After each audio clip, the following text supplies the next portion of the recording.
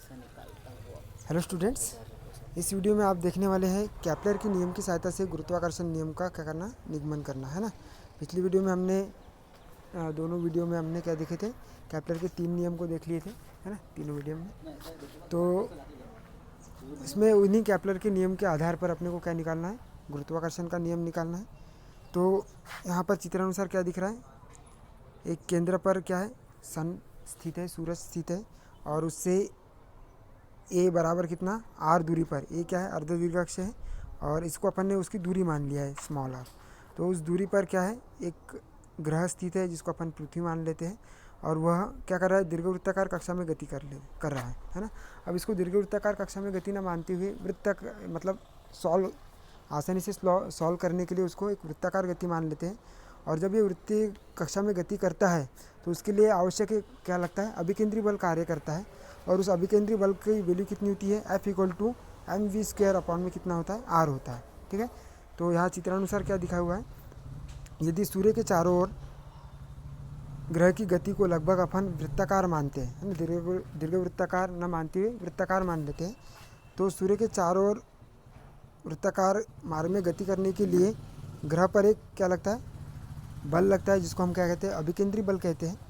तो अभिकेंद्री बल की वैल्यू कितनी होती है, mv² अपॉन में आर होती है। अब यहाँ पर रेखीय वेग क्या है, v की वैल्यू को हम r इंटू ओमेगा के रूप में लिख सकते हैं। रेखीय वेग बराबर होता है कोणीय वेग गुना कितना, त्रिज्या। तो v की वैल्यू हमको क्या रखना है, r इंटू ओमेगा या ओमेगा इंटू आर रख देंगे। तो F कितना हो जाएगा, m omega into r, total का कितना है, स्क्वायर, क्योंकि v की वैल्यू रखना है हमको। किसकी वैल्यू रखना है, v की वैल्यू रखना है। तो v की वैल्यू अपने को रखना है ओमेगा इंटू आर। तो ओमेगा इंटू आर का क्या होगा, स्क्वायर, अपॉन में कितना है, ये आर है समीकरण 1 में, है ना। तो ये लिख दिया अपन ने आर। तो अब इक्वल टू कितना हो जाएगा, m ओमेगा का स्क्वायर इंटू कितना, आर का स्क्वायर, अपॉन में कितना है, आर। तो एक आर से नीचे वाले आर से ऊपर वाला एक आर का स्क्वायर में से एक आर कैंसिल हो जाएगा। ठीक है, तो यहाँ पर क्या बचेगा, m ओमेगा स्क्वायर आर बचेगा केवल, है ना। तो ये बल की वैल्यू आ गई। अब यहाँ से ओमेगा की वैल्यू कितनी होती है, 2 पाई अपॉन में टी होता है। क्यों, क्योंकि वेग बराबर कितना, दूरी बटे समय से कितने हो जाएगा, वेग मतलब कोणीय वेग कितना लिख लिया, ओमेगा। दूरी कितनी है, ये पूरी दूरी एक वृत्त के लिए बात करते हैं, तो यहाँ से स्टार्ट करेंगे और यहीं पर वापस आएंगे। तो दूरी कितनी तय करेगा, यहाँ से 0 से पहले ये टी, और 0 से ये कितना पाई, है ना, और पाई से इधर कितना 2 पाई। ठीक है, तो पूरी दूरी तय करेगा कितना, 2 पाई, है ना। अपॉन में समय कितना लग रहा है, टी लग रहा है। ठीक है, तो कितना हो जाएगा, 2 पाई अपॉन में कितना, टी, है ना। तो ओमेगा की वैल्यू इस ओमेगा स्क्वायर के जगह रखना है। तो ओमेगा की वैल्यू कितनी हो जाएगी, 2 पाई अपॉन में टी, और उसका भी क्या रखना है, स्क्वायर।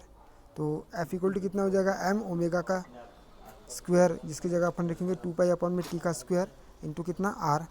ठीक है, तो F कितना हो जाएगा, m ओमेगा मतलब 2 पाई का स्क्वायर मतलब कितना हो जाएगा, 4 पाई का स्क्वायर, अपॉन में क्या, टी का भी स्क्वायर करेंगे तो टी का स्क्वायर करेंगे तो आ जाएगा टी स्क्वायर, है ना, इंटू कितना, आर। क्लियर। अब चूंकि हम जानते हैं कि केपलर के तृतीय नियम से क्या होता है, टी² इज प्रोपोर्शनल टू (1/3), मतलब परिक्रमण काल का वर्ग क्या होता है, अर्धदीर्घ अक्ष के घन के क्या होता है, अनुक्रमानुपाती होता है। तो टी² इज प्रोपोर्शनल टू 1/3 लिखा हुआ है। तो यहाँ से हमको प्रोपोर्शनल चिन्ह हटाने के लिए एक नियतांक लेना पड़ेगा, जिसको मैंने क्या ले लिया है, के ले लिया है। तो टी² इक्वल टू कितना आ जाएगा, के 1/3। अब ए इक्वल टू क्या है, उसकी दूरी है, यहाँ जहाँ चित्र में लिखा है अपन ने, देखो ए इक्वल टू कितना, आर।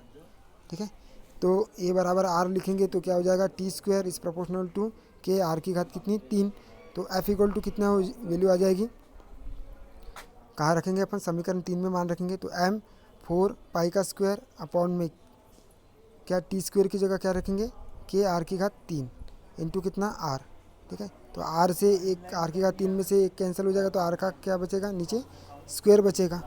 तो कितना हो जाएगा, F इक्वल टू m 4 पाई का स्क्वायर अपॉन में कितना, के आर का स्क्वायर।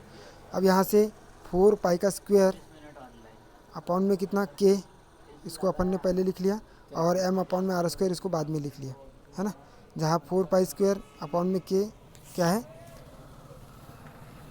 4 पाई स्क्वायर अपॉन में के जो है वो क्या है, नियतांक मान लेंगे, और उसको नियतांक को एक नेक्स्ट नियतांक मान लेंगे कितना, कैपिटल के। है ना। तो एफ इक्वल टू कितना हो जाएगा के एम अपॉन में आर स्क्वायर, है ना। और ये एफ अपॉन में एफ इक्वल टू कितना के एम अपॉन में आर स्क्वायर जो लिखा है हमने, है ना। तो इस के को अपन नीतांक माना है, तो एफ इज प्रोपोर्शनल टू कितना हो जाएगा एम अपॉन में आर स्क्वायर। और अपन ने गुरुत्वाकर्षण बल से देखा है कि कोई भी दो पिंडों के बीच में जो भी किसी भी दो पिंडों के बीच में जो भी बल लगता है ना, वो क्या लगता है, उनके द्रव्यमानों के गुणनफल के क्या होता है, समानुपाती होता है। मतलब द्रव्यमान m1 इंटू कितना m2, और उनके बीच की दूरी के वर्ग क्या होता है, व्युत्क्रमणपाती होता है। मतलब f इज़ प्रोपोर्शनल टू कितना होता है m1 इंटू m2 अपॉन में कितना होता है f इज़ प्रोपोर्शनल टू कितना होता है 1 अपॉन में r का स्क्वायर। और दोनों को मिलाएंगे तो f इज़ प्रोपोर्शनल टू कितना हो जाएगा m1 m2 अपॉन में कितना r का स्क्वायर, है ना। अब जहाँ पर अपन ग्रह का द्रव्यमान की बात करें तो उसको अपन नगण्य ले रहे, है ना। तो जो द्रव्यमान है वो तो निकल कर आ रहा है ना, तो बल जो निकल कर आ रहा है वो क्या द्रव्यमान के अनुक्रमणपाती है। और जो दूरी है या बल जो है वो क्या है दूरी के वर्ग के अनुक्रमणपाती है। यही तो क्या है गुरुत्वाकर्षण बल है ना। तो यहाँ से क्या समझ में आ रहा है समीकरण ए से,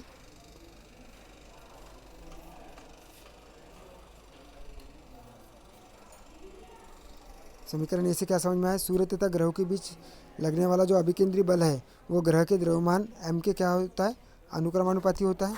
तो F is proportional to m, तथा उनके बीच ग्रह तथा सूर्य तथा ग्रहों के मध्य लगने वाला अभिकेंद्री बल उनके बीच की दूरी r के क्या होता है वर्ग के व्युत्क्रमणपाती होता है।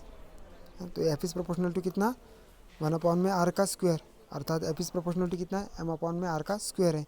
और यही क्या है न्यूटन का गुरुत्वाकर्षण नियम है। तो अपन ने क्या किया था केपलर के ग्रहगति नियम से, जिसको अपन ने T square is proportional to 1/3 तृतीय नियम लिखा था, है ना। उसके नियम की सहायता से हमने क्या कर दिया है केपलर न्यूटन के गुरुत्वाकर्षण नियम को यहाँ पर क्या कर दिया सत्यापित कर दिया, ठीक है।